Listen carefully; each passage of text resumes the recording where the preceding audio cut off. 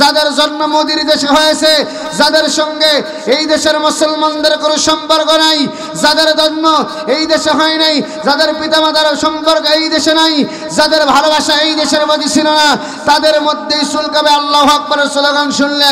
কারণ তারা ওই মোদি বাবু দাদা বাবুদের দালাল, রাম বামদের দালাল, ফেরাউনদের বংশধর, আবু জাহেলের বংশধর, নমরুদের প্রেতাত্মা। ওরা আল্লাহু আকবার বললে চুলকাবেই, ওরা আল্লাহু আকবার আওয়াজ শুনলেই ওদের গায়ের মধ্যে জ্বালা ধরবেই। আল্লাহ রাব্বুল আলামিন বলেন, কোরআন তার জবাব দিচ্ছে বান্দারে, এ কোরআনে কারীমের মুতাজিম কিতাব মুসলমানরা পাওয়ার পরে কোরআন পড়ে না, কোরআন বোঝে না, কোরআন দিয়ে জীবন চালানোর চেষ্টা করে না। রাব্বে কারীম বলেন, বান্দা তুমি যদি অন্ধকারের মধ্যে পড়ে যাও, এই কোরআন ছাড়া বের হওয়ার কোনো রাস্তা নাই। কিতাবুন আনজালনা ইলাইকা লিতুখরিজান নাসা মিনায-যুলুমাতি ইলান-নূর। আল্লাহ তাআলা বলেন, বান্দারে এই কোরআন এমন একটা কিতাব, কোরআন দিয়া যদি কেউ জীবন চালায়, কোরআন দিয়া যদি কেউ পরিবার চালায়, সমাজ চালায়, গ্রাম চালায়, রাষ্ট্র চালায়, কোরআনের কথাগুলা দিয়া যদি পরিবারের মধ্যে চালায়, নামাজি, সন্ত্রাসী, চাঁদাবাজ, খুনি, বেঈমান, ধর্ষণকারী বাংলার জমিনে খুঁজে পাওয়া যাবে না। ঠিক কিনা বলেন? কিন্তু সব আছে, কোরআন নাই। সকালের সংসদ শুরু হয় জয় বাংলা দিয়া, সকালের সংসদ শুরু হয় গান দিয়া, মমতাজের মতন নর্তকীদের গান দিয়ে। কথা বলেন ঠিক কিনা? অথচ বাংলাদেশের ওই সংসদ সকালবেলায় শুরু হওয়ার কথা ছিল ইয়াকা না'বুদু ওয়া ইয়াকা নাস্তাঈন। জোরে বলি আল্লাহু আকবার। ওই সকালবেলায় কোরআনের সংসদটা চালু হওয়ার কথা ছিল আল্লাহর ইবাদত দিয়ে, আল্লাহর বন্দেগী দিয়ে, আল্লাহর দাসত্ব নিয়ে, আল্লাহর গোলামি নিয়ে। কারণ আল্লাহ পাক বলেন, জমিন আমি আল্লাহর, দুনিয়া আমি আল্লাহর, মানুষগুলোও আমি আল্লাহর বানানো, খায় পরে সব রিজিকটাও আমি আল্লাহর দেওয়া। কথা বলেন ঠিক কিনা? এই যে আমি আপনি রিজিক খাই, আমি আপনি খাবার খাই, আমাদের আজকে খাদ্য অভাব, আমাদের খাদ্যের মধ্যে বারাকা নাই। আমরা খাদ্যের মধ্যে কেন বারাকা পাই না? কারণ আমরা নামাজ পড়ি না। ঠিক কিনা? খাদ্যের মধ্যে বারাকা নাই, নামাজ পড়ি না। নামাজ পড়ি তো কি পড়ি নিজেই জানি না, নামাজ হয় না। অথচ আল্লাহ পাক বললেন, ফাইদা কুদিয়াতিস সালাতু ফান্তাশিরু ফিল আরদ। জোরে বলি আল্লাহু আকবার। রাব্বে কারীম বলেন, বান্দারে তুমি যদি নামাজি হয়ে যাও, তুমি যদি দিনদার হয়ে যাও, তুমি যদি পরহেজগার হয়ে যাও, তুমি যদি আল্লাহওয়ালা হয়ে যাও, তোমার নামাজটা যদি আল্লাহকে দেখানোর জন্য পড়ো। কারণ মুমিনেরা নামাজ পড়ে আল্লাহকে পাওয়ার জন্য, রব চাই জিন্দেগি গঠন করে আল্লাহকে পাওয়ার জন্য। কারণ মুমিনের নামাজটা আল্লাহর জান্নাতের মেহমান বানানোর জন্য নামাজ পড়ে। ঠিক কিনা? আল্লাহ রাব্বুল আলামিন বলেন, হাফিযু আলাস সালাওয়াতি ওয়াস সালাতিল বুসতা ওয়া কুমু লিল্লাহি কানিতিন।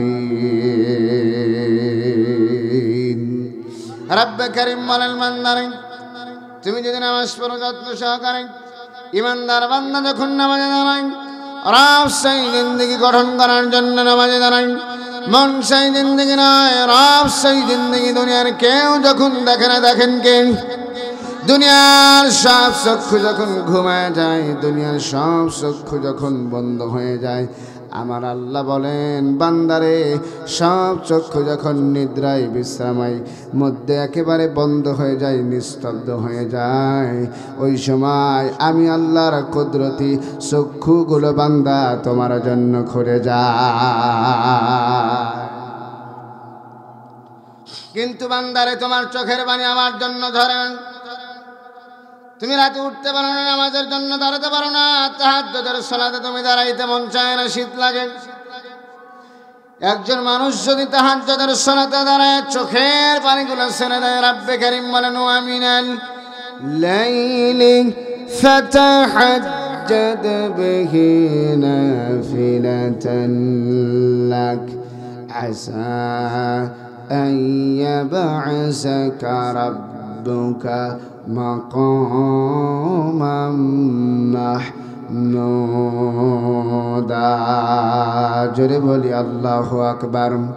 প্রিয় ভাইরা আমার, রব্বে কারীম বলেন ওই বান্দার দুটি জিনিস আমার কাছে প্রিয়। একটি হলো গভীর রাতে বান্দার চোখের পানি, আল্লাহু আকবার বলেন।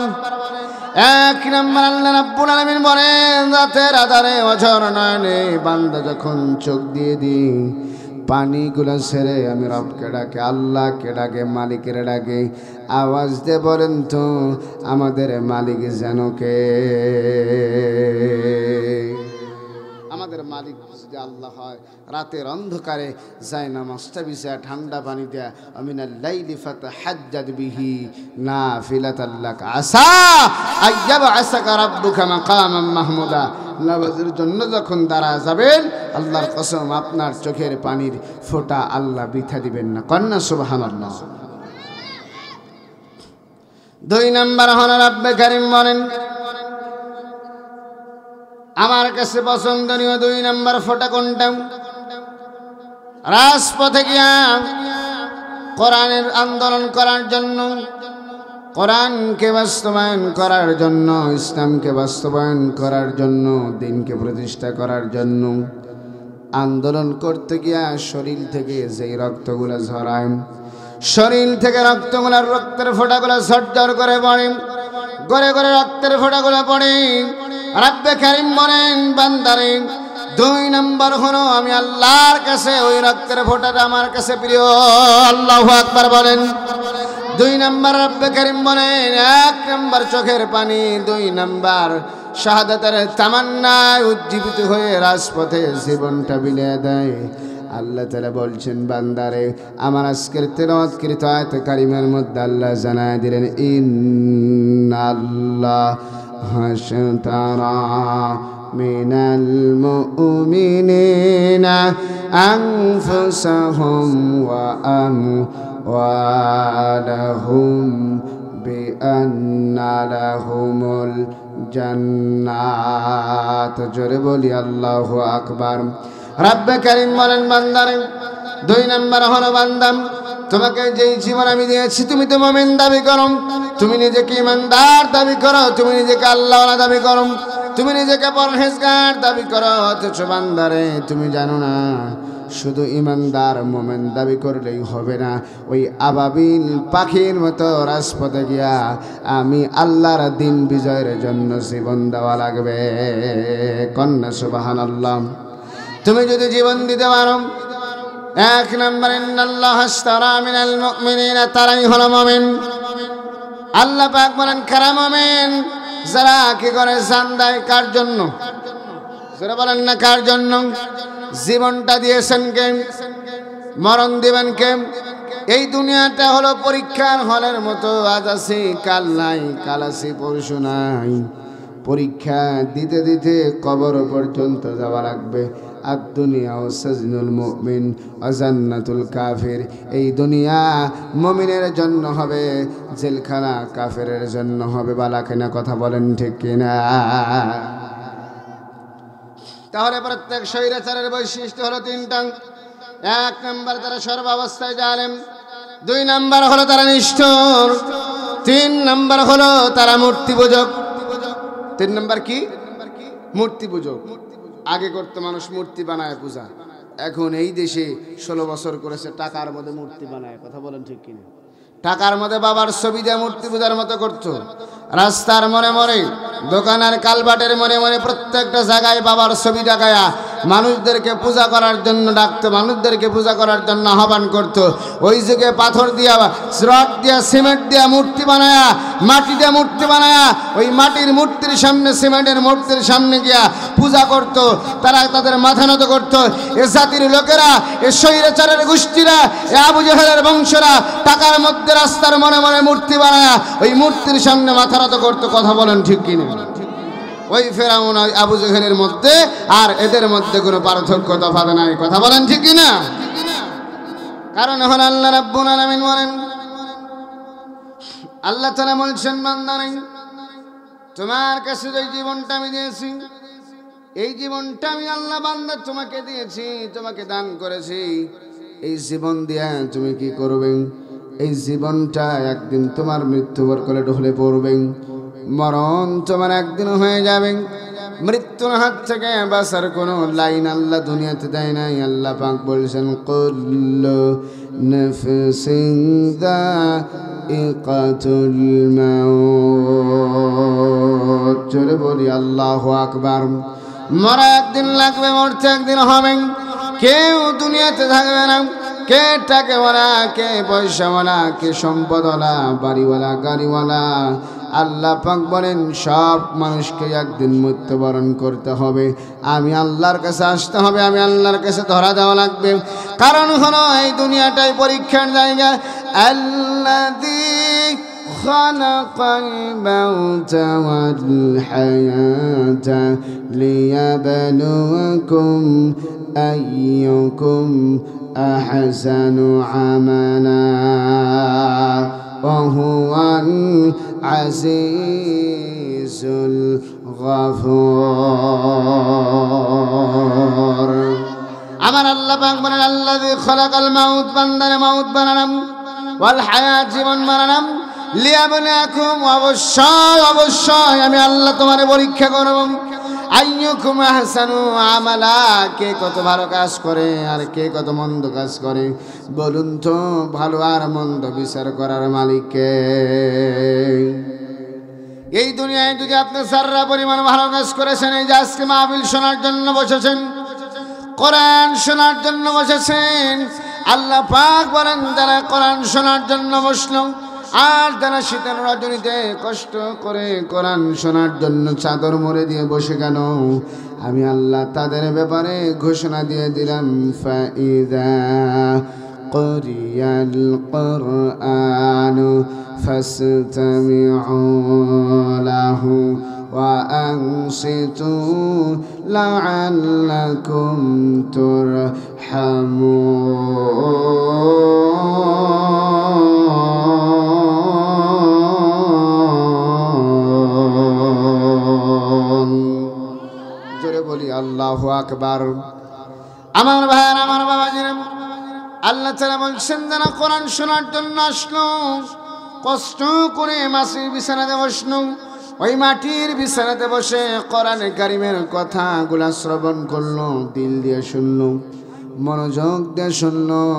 আল্লাহ তাআলা বলছেন বান্দারে তাদের কাছে জানায় দাও, ওই বান্দা আর বান্দির আমলনামায় আমি আল্লাহ প্রত্যেকটা অক্ষরের বিনিময়ে 10টি করে নেকি দান করে দিয়ে দেই। আমার বাবাজিরা, আমার ভাইরা, তাহলে আল্লাহ পাক বলেন, ইন্নাল্লাহা আশতারা মিনাল মুমিনিনা আনফুসাহুম, যারা হবে মুমিন তারা কি করবে? জীবন দিবেন, আল্লাহর জন্য নিজের জীবনটা উৎসর্গ করবে, কোরবানি করে দেবে, ইসলাম কবুল করবে, দিন কবুল করে নিবে। দিন কবুল করার কারণে, ইসলাম কবুল করার কারণে পরিবারের লোকেরা তাকে দূর দূর করে তাড়িয়ে দিবে, বাড়ি থেকে বের করে দিবে। সন্তানেরা তাকে মানবে না, পরিবারের লোকেরা মানবে না, এলাকার লোকেরা তাকে ধিক্কার দেবে। বাংলাদেশের নব্য ফেরাউনেরা ইসলামওয়ালা, কালেমাওয়ালা, টুপিওয়ালাদেরকে খেতাব দিয়েছিল রাজাকার। কথা বলেন ঠিক কিনা? এই রাজাকার শব্দটা বের করে এদের পতন ঘটিয়ে দিয়েছেন কে? আমাদের বিজয় দিয়েছেন কে? আল্লাহ। সাহাবায়ে কেরামদের মধ্যে ও আমার তরুণেরা, করে যার টুকরা প্রিয় ভাইয়েরা, যুবকেরা, সাহাবীদের মধ্যে একজন যুবক সাহাবী ছিলেন, অঢেল টাকা সম্পদের মালিক ছিলেন, নাম হলো মুসআব ইবনে উমাইর। এই মুসআব ইবনে উমাইর যখন কালেমা গ্রহণ করে নাই, ইসলাম কবুল করে নাই, এমন ধনাঢ্য পরিবারের সন্তান ছিলেন। এক জামা একবার পড়তো, দুবার পড়তো না। সকালবেলা যেটা পড়তো বিকালে পড়তো না, বিকালবেলা যেটা পড়তো সন্ধ্যাবেলায় সেটা পড়তো না। কেমন ধনাঢ্য বান্দা হলে, কেমন ধনাঢ্য পরিবারের সন্তান হলে এমন শৌখিন জীবন পালন করতেন। এই মুসআব ইবনে উমাইর এমন একটি পরিবারের সন্তান, কোনো একদিন তার দিলটা নানা দিন চিন্তা করলেন, কে আমার বানালো, কি জন্য আমার বানালো, কোন কারণে আমাকে বানানো, এত সুন্দর পৃথিবীটা ভাই কে বানালো, এত তামাম সুন্দর সূর্যটা কে বানালো, আকাশের তারকাগুলা কে বানালো, মানব মণ্ডলী কে বানানো, গাছগুলা কে বানানো। চিন্তা করতে করতে করতে করতে উনি বুঝতে পারলেন নিশ্চয় এর একজন সৃষ্টিকর্তা আছে। জবান খুলে বলুন না মুসলমান তিনি কে? মুসাব ইবনে উমাইর চিন্তা করার মাত্রই ভাবলেন, আহারে, যিনি আমাকে বানানো, যিনি আমাকে খাওয়ানো, যিনি আমাকে লালন পালন করে বড় করলেন, ওই আল্লাহ ছাড়া মূর্তির পূজা করি, মানুষের গোলামি করি, মূর্তির কাছে মাথা নত করি, মূর্তির কাছে মাথা নত করব না। আমার এই মাথাটা যদি আমি নত করি, আমার মুখটা যদি ফিরায় নেই, দুনিয়ার কোনো মানুষের কাছে নয়, কেবলমাত্র আমি আমার আল্লাহর কাছেই ফিরিয়ে নিব। ইন্নী ওয়াজ্জাহতু ওয়াজহিয়া লিল্লাযী فَتَرَ السَّمَاوَاتِ وَالْأَرْضَ حَنِيفًا وَمَا أَنَا مِنَ الْمُشْرِكِينَ। জোরে কন্না আল্লাহু আকবার। আমার বাবা যিনি মুসাব ইবনে উমাইর আমার মুখটা ঘুরায় নিলেন। আমার মালিক একজন আছে, আমার রব একজন আছে, আমার আল্লাহ, আমার একজন প্রভু আছে, আমার একজন মুনিব আছে। এই চিন্তা করে তিনি নবীজির দরবারে গেলেন। নবীজির দরবারে গিয়ে ডাক দিয়ে বললেন, ইয়া রাসূলুল্লাহ, ইয়া হাবিবাল্লাহ, ওগো নবীজি, আমি আর দেরি করতে চাই না। আমি বুঝে গেছি এই দুনিয়াটা মানুষের কোনো বানানো নয়, এই পৃথিবী এই ধরনীটা মানুষের বানানো নয়, এই জমিন আল্লাহর, এই ভূমিটা আল্লাহর, তামাম দুনিয়াটার একনিষ্ঠ যিনি ক্ষমতাবান মালিক তিনি কে? তাবারাকাল্লাযী বিয়াদিহিল মুলকু ওয়া হুয়া আলা কুল্লি শাইইন কাদির। জয় কন্না আল্লাহু আকবার। চিৎকার দিয়ে বলেন না আল্লাহু আকবার। এখন তো আল্লাহু আকবার বের হবে না, কারণ এটা কোনো খেলা দেখার টিভির মঞ্চ না। কথা বলেন ঠিক কিনা? আমাদের স্লোগান বের হয় তখন শাড়ি আর লুঙ্গি গামছা যখন খুলে যায় গোল হলে পরে। কথা কন ঠিক কিনা? গোল যদি একটা বারের কাছে হয় নাই, যেতে লাগছে, আরে ভাই আমার লুঙ্গি কোথায়, গামছা কোথায়, প্যান্ট কোথায়, গেঞ্জি কোথায়, মাথা টুপি কোথায়, চাদর কোথায়, হুঁশ থাকে না। গোল বলে মোবাইল পকেটে থাকলো আর গেল, এই চিন্তা নাই। গোল হয়েছে, চিল্লানি দেওয়া লাগবে। আর এই জায়গায় আসার পরে সুবহানাল্লাহ, আলহামদুলিল্লাহ, আল্লাহু আকবার বললে প্রত্যেকটা অক্ষরের বিনিময় যিনি নেকি দিবেন তিনি কে? আমার ভাইরা, মুসাব ইবনে উমাইর এবার নবীজির কাছে গিয়ে বললেন, ইয়া রাসূলুল্লাহ, ওগো নবীজি, আমি ইসলাম কবুল করতে চাই, কালেমা কবুল করতে চাই, দ্বীন কবুল করতে চাই, ধর্ম কবুল করতে চাই। নবীজি বললেন, তোমার নাম কি? মুসাব। মুসাব ইবনে উমাইর বললেন, ইয়া রাসূলুল্লাহ, আর দেরি করেন না, এই বা মুহূর্তের সময় আমাকে পড়ায় দেন। পড়েন আশহাদু, বন্ধ করবেন না, পড়েন আশহাদু আল্লা ইলাহা ইল্লাল্লাহু ওয়া আশহাদু আন্না মুহাম্মাদান আবদুহু ওয়া রাসূলুহু। জোরে বলি আল্লাহু আকবার। মুসাব ইবনে উমাইর কালেমা গ্রহণ করলেন। কালেমা পড়ার সঙ্গে সঙ্গে মুসাব ইবনে উমাইর ডাকতে বললেন, নবীজি, আমি যেই কালেমা বললাম, ওগো আমার নবী, যেই কালেমা গ্রহণ করলাম, এটা এই কালেমার দাওয়াতটা সত্য না মিথ্যা? দ্বীনের দাওয়াতটা সত্য না মিথ্যা? আল্লাহ নবী বললেন, সাহাবীরে, এই ধর্ম, এই ইসলাম ছাড়া অন্য মতবাদ আল্লাহর কাছে পছন্দ নয়। আল্লাহর কাছে পছন্দ হলো ইন্নাদ-দীনা ইনদাল্লাহিল ইসলাম। আল্লাহর কাছে পছন্দ ঠিক কিনা বলেন? এই দুনিয়ায় যত ধর্ম দেখেন, যত মত দেখেন, সব মতবাদ হলো কুফরি মতবাদ। অমাইয়াবতাগি গায়রাল ইসলাম দীনান ফালাই ইউকবালা মিনহু। যত ধর্ম দেখেন, যত মত দেখেন, যত পথ দেখেন, সব পথ হলো গোমরাহি। আর এই কোরআনের পথ, ইসলামের পথ, ইসলামের কথা, কোরআনের কথা, একনিষ্ঠ রব্বে কারিমের পথ। কথা বলেন ঠিক কিনা? নবীজির কাছে মুসা ইবনে উমাইয়া কালেমা গ্রহণ করলেন। ডাক দিয়ে বললেন, নবীজি, যেই কালেমা আমি গ্রহণ করেছি, এই কলেমার দাওয়াত কি মানুষকে দেব? আল্লাহ নবী বললেন, মুসা মরাই সবেমাত্র ঈমান এনেছো, সবেমাত্র কালেমা পড়েছো, এখনই কালেমার দাওয়াত দেওয়ার দরকার নাই। গোপনে কিছু সময় অপেক্ষা করো। অপেক্ষার প্রহর গোনার পরে সময় যখন আসবে, অমনি তুমি কালেমার দাওয়াত দিয়ে দিবেন। 16 বছর অপেক্ষা করেছিলাম, কোরআনের কথা বলতে পারি নাই, ইসলামের কথাগুলো বলতে পারি নাই, আল্লাহর দ্বীনের কথাগুলো বলতে পারি নাই। 16 বছর জেলে গিয়েছি, 16 বছর মার খেয়েছি, ফাঁসির মঞ্চে উঠেছি, আয়না ঘরের মধ্যে বন্দী হয়েছি, বাতিলের সামনে মাথা নত করি নাই। 16 বছর জেলে গেলাম, মার খেলাম, জুলুমের শিকার হলাম, আইনে ঘরের মধ্যে বন্দী হলাম, এমনকি ফাঁসির রশি গলার মধ্যে ঝুলিয়ে নিলাম। এরপরে আল্লাহর এই কোরআন 1 মিনিটের জন্য কোরআন আমরা ছাড়ি নাই। ঠিক কিনা?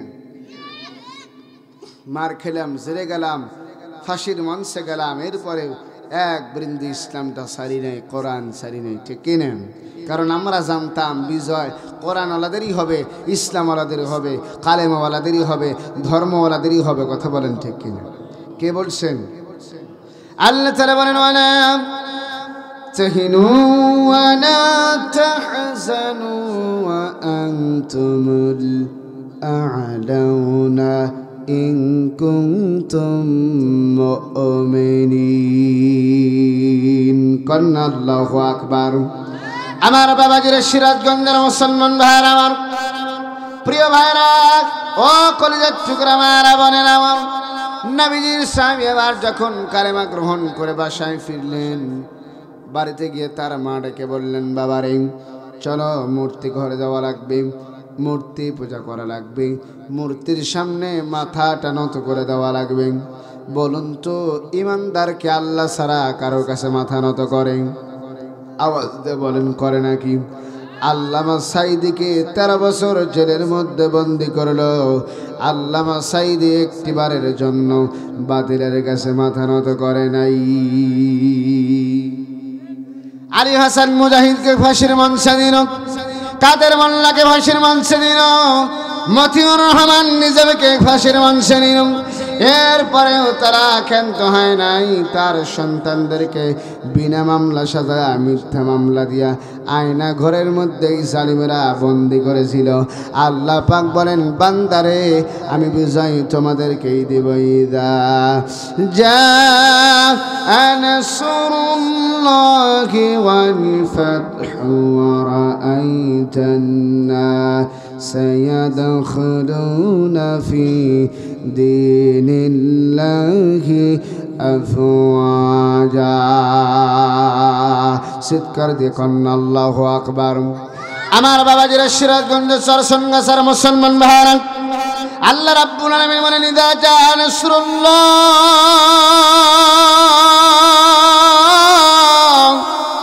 বিজয় বান্দা তোমাদেরকেই দেব। এই দিন বিজয় হওয়ার পরে, ইসলাম বিজয় হওয়ার পরে, কোরআন বিজয় হওয়ার পরে, ওই বাতিলেরা, ওই সন্ত্রাসীরা, গুন্ডা লোকেরা কালেমা গ্রহণ করার জন্য দিন ইসলামের সঙ্গে মিশ্রিত হয়ে যাবে। কিন্তু বান্দারে চিন্তা করো না, ভয় পেও না, আমি আল্লাহ সাহায্য তোমাকেই করব। কন্যা সুবহানাল্লাহ। নাসরুম মিনাল্লাহি ওয়া ফাতহুন قريب وبشر المؤمنين। জোরে বলি আল্লাহু আকবার। আল্লাহ তাআলা বলছেন, সাহায্য তোমাকেই করব। মুসআব ইবনে উমারকে বলা হলো, ও মুসআব ইবনে উমার, তুমি কি করো? চলো মূর্তি ঘরে যাই, মূর্তি পূজা করি। মুসাবের মা যখন ডেকে বললেন, মুসাব বলেন, মা গো, আমি এমন একটি ধর্ম কবুল করেছি, এমন একটি দিন কবুল করেছি, যেই ধর্মের মধ্যে দাখিল হওয়ার পরে আল্লাহ ছাড়া, রব ছাড়া, প্রভু ছাড়া, মালিক ছাড়া অন্য কোথাও মাথা নত করা যাবে না। মা বললেন, কোন ধর্মের কথা তুমি বলো?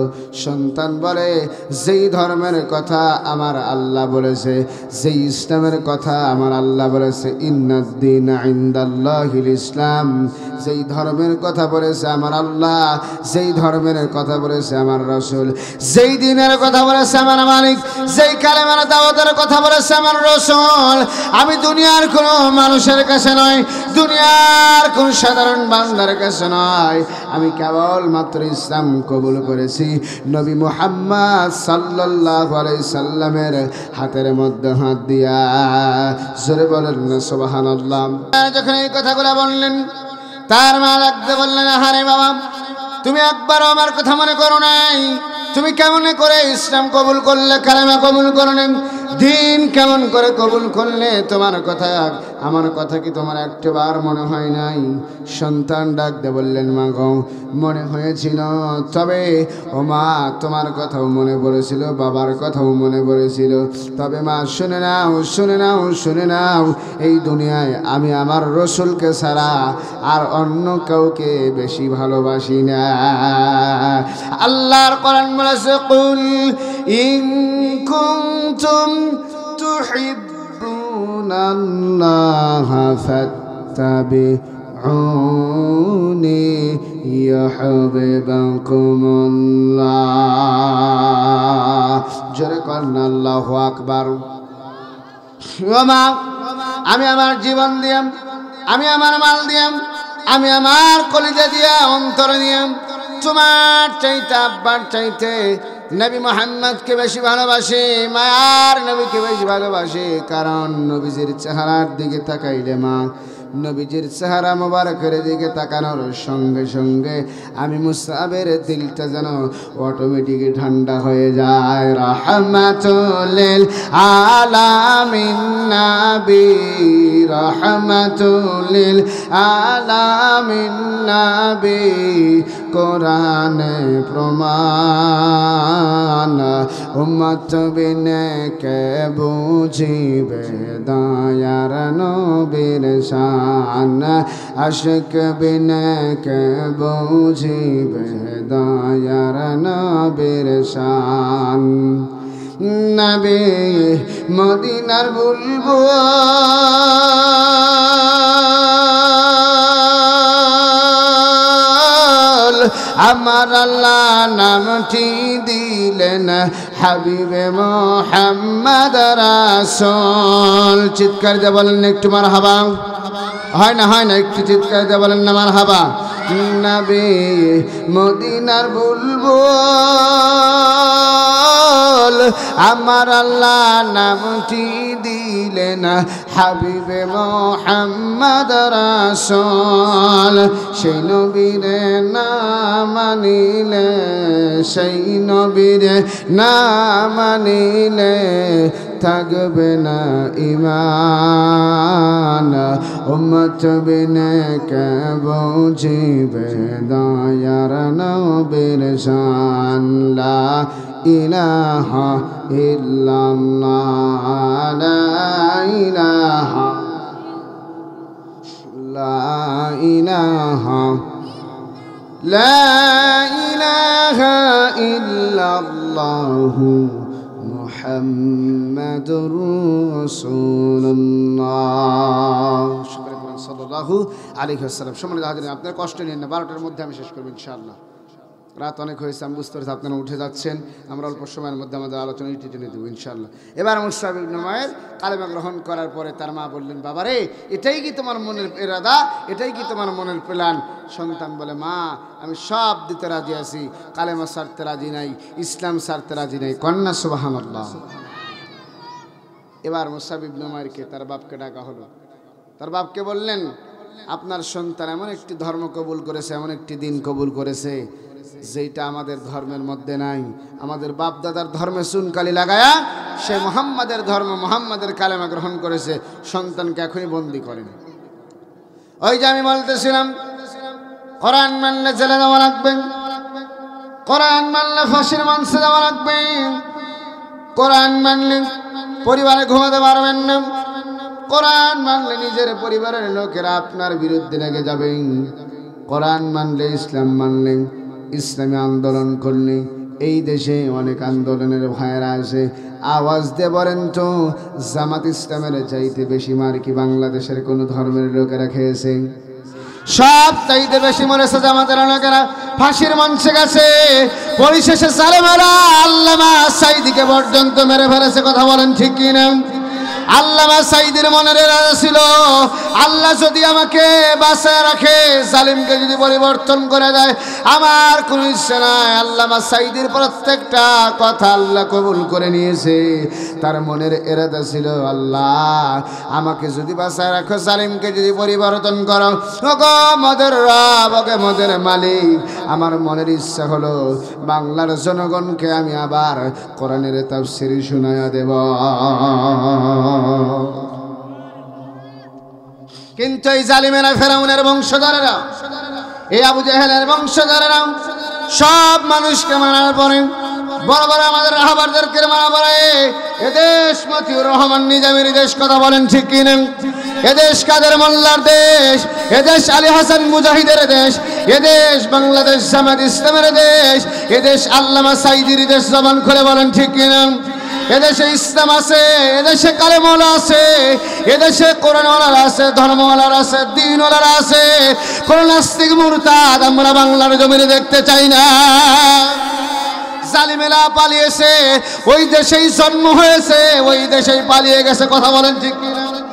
আমরা পালাই না, আমরা পালাই না, আমরা ভয় করি না, আমরা ভয় করি আমাদের রবকে, আমরা ভয় করি আমাদের আল্লাহকে, আর জালিমেরা ভয় করে জনগণকে। কথা বলেন ঠিক না? ফেরাউন রাজত্ব করেছিল 16,000 বছর, 1600 বছর। কয় বছর? 1600 বছর। আর এই দেশের ফেরাউনেরা করেছে কয় বছর? কথা বলেন, কথা বলেন, কথা বলেন। তাহলে ওই ফেরাউন আর এই ফেরাউনের মধ্যে মিল আছে না নাই? ওদের টার্গেট ছিল মুসা যেন জন্ম নিতে না পারে, বাচ্চা যত জন্ম নেবে সবগুলাকে মাটির সাথে মিশিয়ে দাও, পুরুষ বাচ্চা হলে জব করবে। আর এদের ধান্দা ছিল, আমরা তো পুরুষ মানুষকে জব করতে পারবো না, অতএব জামাত ইসলাম যারা করবে, কোরআনের দল যারা করবে, আল্লাহর দল যারা করবে, তাদেরকে জেলে ঢুকাও। কথা বলেন, কথা বলেন। তাদেরকে ফাঁসি দাও, তাদেরকে আয়না ঘরের মধ্যে বন্দি করো। একজন তো মুখ বেঁকা করে কয়, আমরা পালাই না। তোমরা পালাও না, তাহলে এখন তোমরা কোথায় যাও? আজকের এই সিরাজগঞ্জের জমিন থেকে দায়িত্বহীন কণ্ঠে জানাই দিতে চাই, ও ডক্টর ইউনূস সাহেব, আপনাকে বলতে চাই, এই দেশে আপনি বানের পানিতে ভেসে আসেন নাই। এই দেশে এসেছেন মুসলমানদের রক্তের উপরে, আমার আবু সাইদ ভাইয়ের রক্তের উপরে, ইয়ামিন ভাইয়ের রক্তের উপরে, আমার রায়হান ভাইয়ের রক্তের উপরে, আমার মীর মুগ্ধ ভাইয়ের রক্তের উপরে দিয়ে আপনি দেশের ক্ষমতায় এসেছেন, ক্ষমতার চেয়ারে বসেছেন। আপনি মাজা সোজা করে দাঁড়িয়ে যান।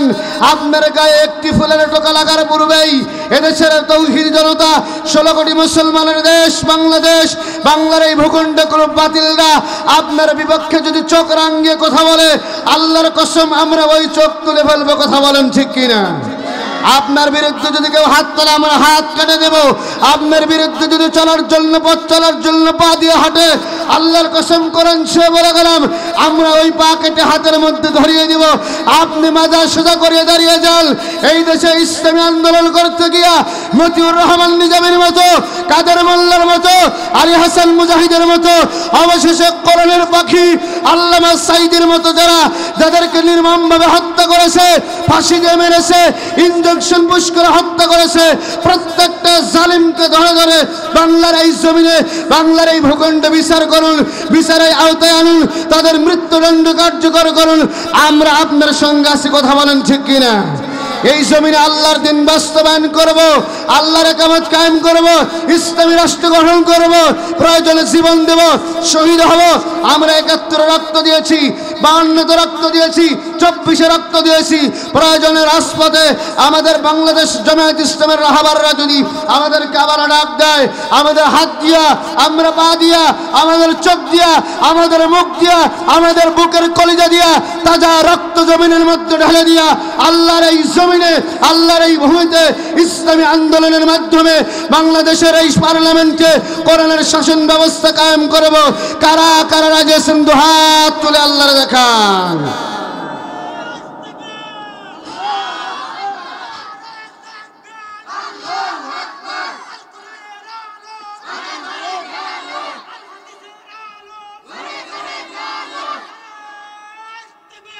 মাশাআল্লাহ, যে ভাইটি তাকবীর দিল ভাইটির হায়াতে বারাকা দান করুক, বলে না আমিন। অনেক নাটক দেখেছি, আর নাটক দেখতে চাই না। কথা বলেন ঠিক কিনা? তোমরা সেই নাটক দেখাও, কয় আমি তাহাজ্জুদের নামাজ পড়ি, যাই নামাজ খুঁজে পাওয়া যায় না। সকালবেলায় কোরআন পড়ে, বাংলা কোরআন তো দূরের কথা, আরবি কোরআন তো দূরের কথা, একটি বাংলা কোরআন শরীফে খুঁজে পাওয়া যায় নাই। তোমার নামাজ কার সঙ্গে হয়? তোমার তাহাজ্জুদ কার সঙ্গে হয়? তোমার রাত্রি যাপন কার সঙ্গে হয়? বাংলার জনগণ জেনে গেছে। কথা বলেন ঠিক কিনা? বসে থাকো বাংলায়, মামলা হয় এই দেশে। মরে গেছে 10 বছর আগে, মরে গেছে 10 বছর আগে, গেছে কবরে, মামলা হয় উপরে। কথা বলেন ঠিক কিনা?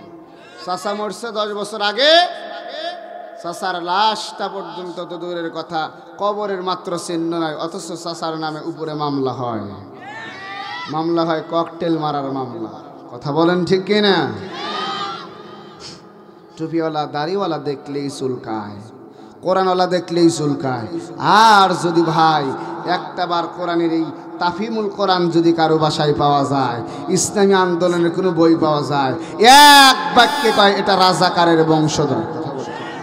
আমরা যদি রাজাকারের বংশধর হয়ে থাকি, কোরআনের কথা বলার কারণে, ইসলামের কথা বলার কারণে, ওই জামাত ইসলামের লোককে টার্গেট করে যদি আমাদেরকে রাজাকার বলা হয়, যদি আমাদেরকে ইসলাম বিদ্বেষী বলা হয়, আমাদেরকে যদি মৌলবাদ বলা হয়, আমরা যদি কোরআনের কথা বলার কারণে রাজাকার হয়ে থাকি, আল্লাহর কাছে যদি রাজাকার শব্দ পছন্দনীয় হয়ে যায়, তোমরা একবার কেন হাজার হাজার হাজার হাজার বার বললে আমরা কষ্ট পাই না। কথা বলেন ঠিক কিনা?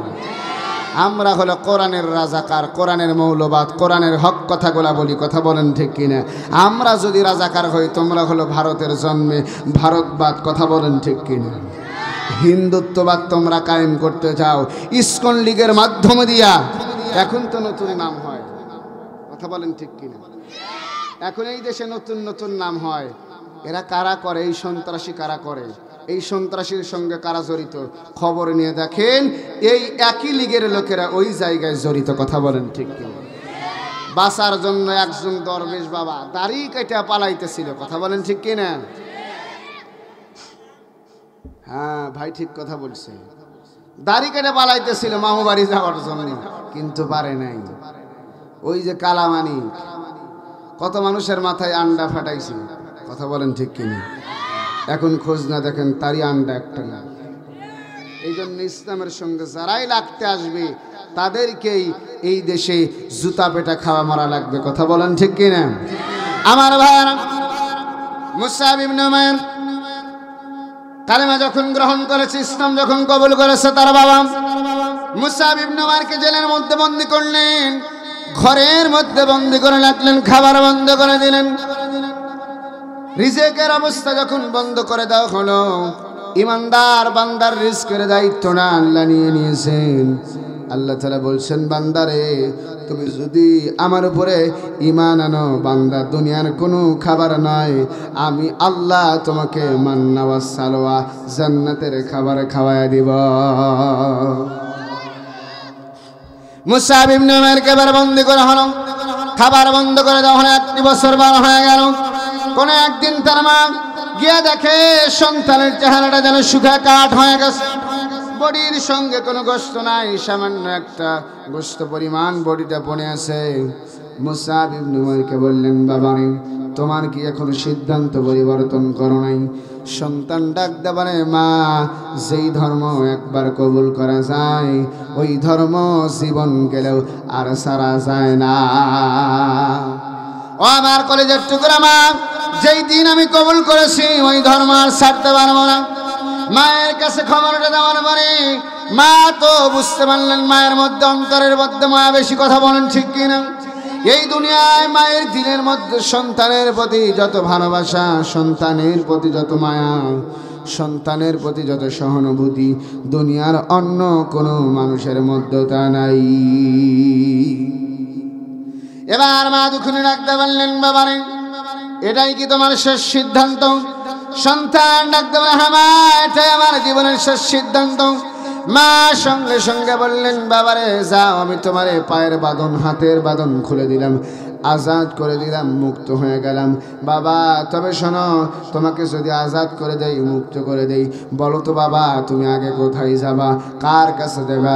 সন্তান মুসাব ইবনে উমাইর ডাকতে বললেন, মা গো, তুমি যদি আমাকে আজাদ করে দাও, মুক্ত করে দাও, একটিবার বলে রাখলাম মা, যেই সময় আমার বাঁধন খুলে দিবে, আমার পায়ের বাঁধন, আমার হাতের বাঁধন খুলে দেওয়ার সঙ্গে সঙ্গে আমি কথা দিয়ে দিলাম, আমি বললাম কোথাও দেরি করব না, একটি দৌড় দিয়ে আমি আমার নবীজির কাছে পৌঁছায়া যাব। আল্লাহু আকবার বলেন। হাতের বাঁধন, পায়ের বাঁধন যখন খুলে দেওয়া হলো, মুসাব ইবনে উমাইর একটি দৌড় দিয়ে বিশ্বনবীর দরবারে গেলেন। মায়ার নবী বসে আছেন, চেহারা মতো বড় অপরিচিত, একটি বছর হলো, কোনো পরিচয় নাই, শুধু কালেমা পড়ার দিন দেখা হয়েছিল। মুসাব ইবনে উমাইর ডাকতে বললেন, ইয়া রাসূলুল্লাহ, ওগো মায়ার নবীজি, আমি এসেছি আপনার কাছে। নবীজি বললেন, কে গো তুমি, তোমার কি পরিচয়? সাহাবী ডাকতে বলেন, ইয়া রাসূলুল্লাহ, আপনি আমাকে চিনতে পারেন নাই। নবীজি বললেন, না না, তোমাকে চিনতে পারি নাই। সাহাবী ডাকতে বললেন, ইয়া রাসূলুল্লাহ, একটি বছর আগে আমি আপনার হাতের মধ্যে হাত দিয়ে কালেমা পড়েছিলাম, ইসলাম কবুল করে নিয়েছিলাম, আমার নাম হলো মুসাব ইবনে উমাইর। নবীজি বললেন, বাবা মুসাব, তোমার চেহারাটা এমন কেন? মুসাব ডাকতে বললেন, ইয়া রাসূলুল্লাহ, ইয়া হাবিবাল্লাহ, ওগো নবীজি, ইসলাম কবুল করার কারণে, দিন কবুল করার কারণে একটি বছর আমার মা, আমার বাবা আমাকে ঘরের মধ্যে বন্দি করে রেখেছিল, আমাকে খাবার পর্যন্ত দেওয়া হয় নাই, যার কারণে আমার চেহারাটা শুকায় যেন কাঠ হয়ে গেছে। নবীজি এবার আমাকে মুক্ত করে দিয়েছেন, আজাদ করে দিয়েছেন। ওগো নবীজি, আমি কালেমা গ্রহণ করেছি, আমার ইসলাম গ্রহণ করেছি, আপনার কাছে এসেছি। আমার নবী বললেন, আবার তোমার মা বাবা তোমাকে এসে নিয়ে যেতে পারে, মারধর করতে পারেন। ও মুসাব রে, যাও, আমি তোমাকে বলে দিলাম, এই বা মুহূর্তের সময় তুমি চলে যাবে, এই মক্কা ছেড়ে মদিনায় হিজরত করে চলে যাও। কন্যা সুবহানাল্লাহ। সাহাবী একবার বললেন, না নবীজি, এদেশ আমার জন্মভূমি, আমার এদেশে আমার আত্মীয় স্বজন আছে, এই মক্কার মাটিতে আমার মা, আমার বাবা আছে, আমি তাদেরকে ফেলে যাব না।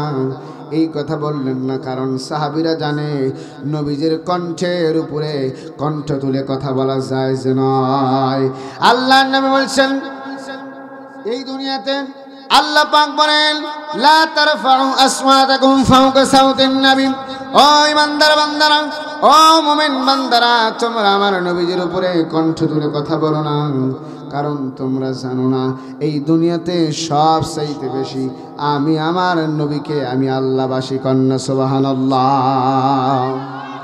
মুসাব ইবনে উমাইর যখন চলে গেলেন হিজরত করে মদিনায়, মদিনায় যাওয়ার পরে অনেক লোকদেরকে কোরআনের দাওয়াত দিলেন, ইসলাম কবুল করালেন, নিজে কোরআন শিক্ষা করালেন, কোরআন শিক্ষার ক্লাস নেওয়া শুরু করলেন।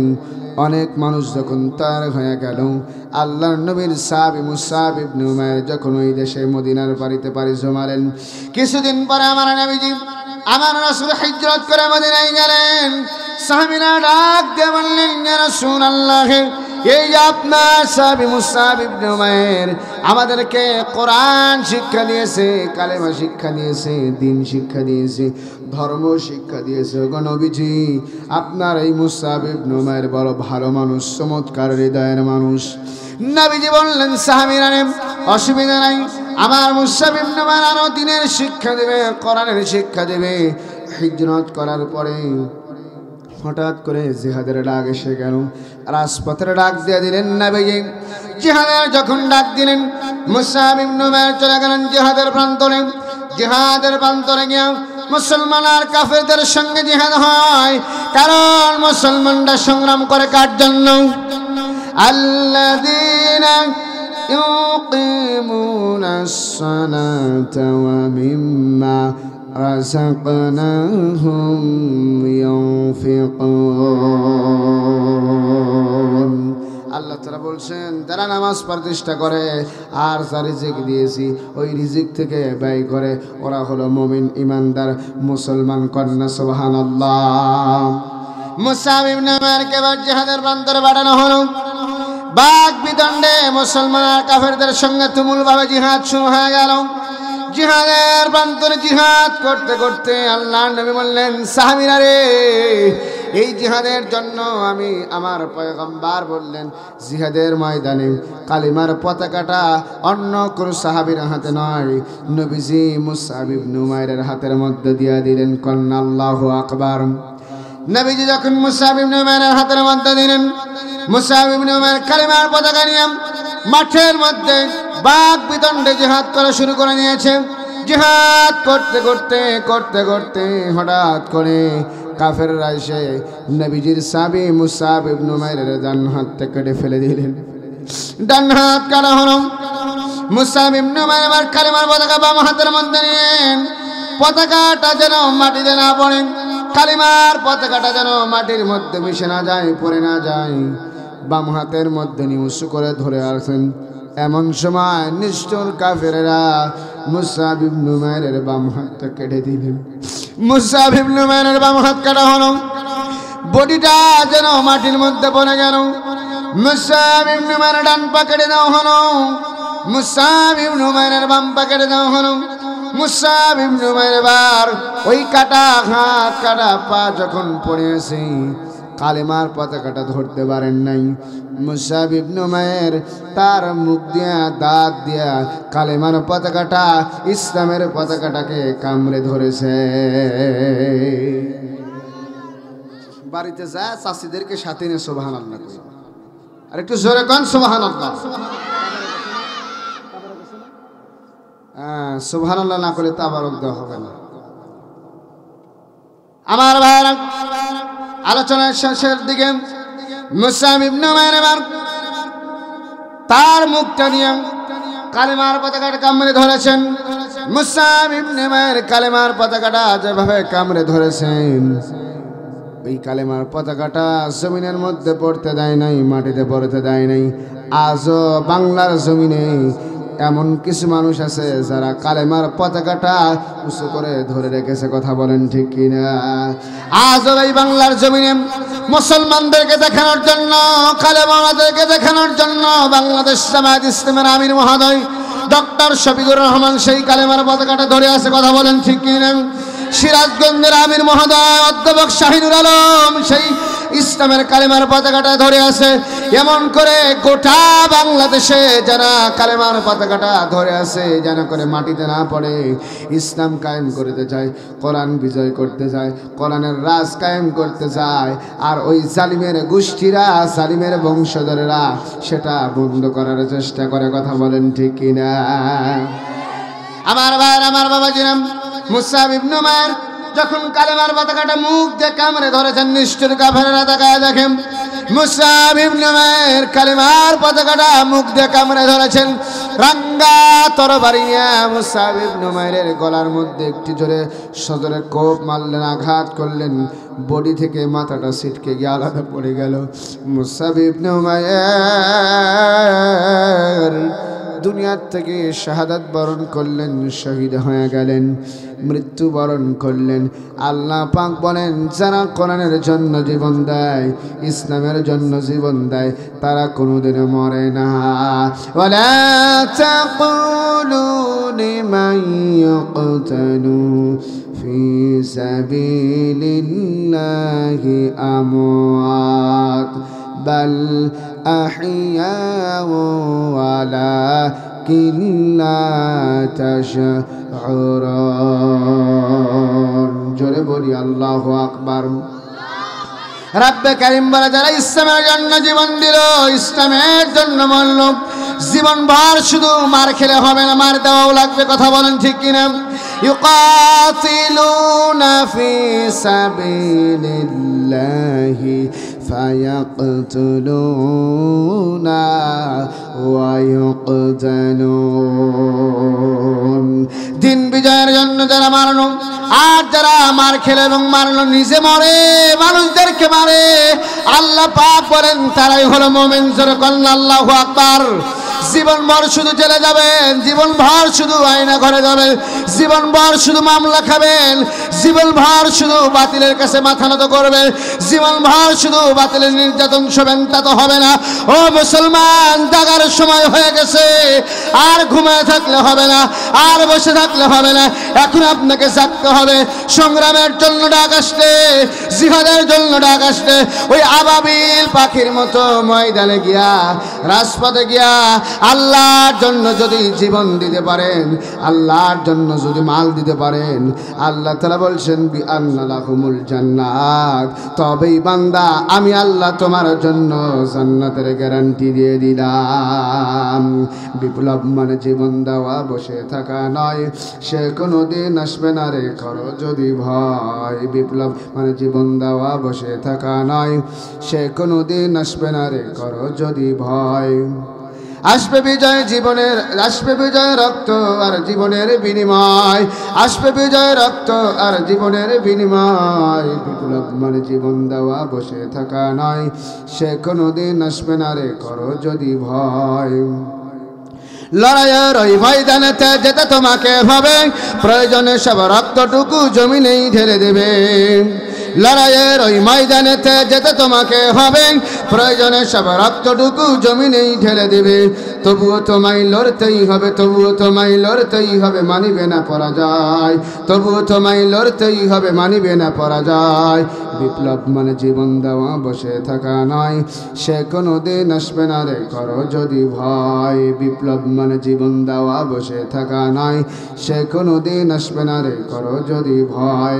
কোথা থেকে কোন ভিন দেশে শকুন আমার দেশে এসে, সেবার নামে বসলো জুড়ে মির্জাফরের বেশে। ভারত থেকে ওই দালালেরা আসলো আমার দেশে, শোষণ করলো আলেমদেরকে মির্জাফরের বেশে। ওদের করতে নাস্তানাবুদ, ওদের করতে নাস্তানাবুদ হতে হবে নির্ভয়, ওদের করতে নাস্তানাবুদ হতে হবে নির্ভয়। বিপ্লব মানে জীবন দেওয়া, বসে থাকা নয়, সে কোনোদিন আসবে না রে করো যদি ভয়। নারায়ে তাকবীর, লিল্লাহি তাকবীর, নারায়ে তাকবীর, নারায়ে